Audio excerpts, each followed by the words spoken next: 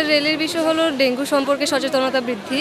আমাদের এটা করার মূল উদ্দেশ্য হলো জনগণের কাছে ডেঙ্গু সম্পর্কে সতর্কতা এবং কিভাবে এর থেকে বেঁচে থাকতে হবে, কিভাবে এর প্রতিকার এবং প্রতিরোধ করবে এই সম্পর্কে বিভিন্ন তথ্য এবং জ্ঞান ওদেরকে প্রচার করা। এই কারণে আজকে আমাদের এই র্যালিটা অনুষ্ঠিত করা হয়েছে।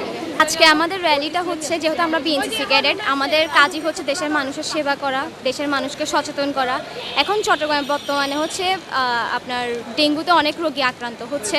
তো আমরা হচ্ছে এখন মানুষকে সচেতন করার জন্য তো মূলত হচ্ছে মহিলা কলেজ চট্টগ্রাম থেকে এই র্যালিটা বের করতেছি।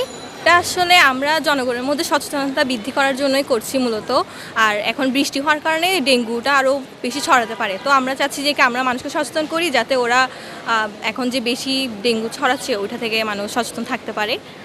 রোগে আক্রান্ত হওয়ার পরে চিকিৎসা না করে রোগে আক্রান্ত হওয়ার আগেই যদি আমরা সচেতন হয়ে, যে সব কারণে ডেঙ্গু হতে পারে, ময়লা আবর্জনা পরিষ্কার না থাকা, যেখানে পানি জমিয়ে রাখা, যেখানে সেখানে মশারি ব্যবহার না করা, অর্থাৎ যেভাবে ডেঙ্গু মশা থেকে আমরা নিজেকে রক্ষা করতে পারি তার সব রকম ব্যবস্থা যদি আমরা আগে নিয়ে নিই, তাহলে আমাদের এই ডেঙ্গুর পরিমাণ কমপক্ষে 60 থেকে 80% কমে যাবে বলে আমি আশাবাদ ব্যক্ত করি।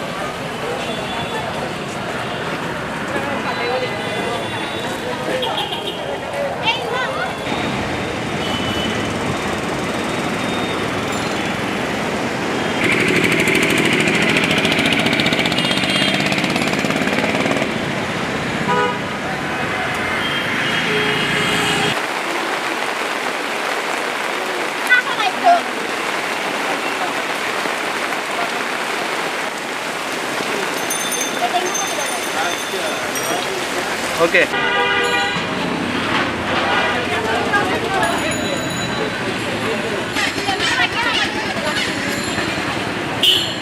বাবা এটা দাও।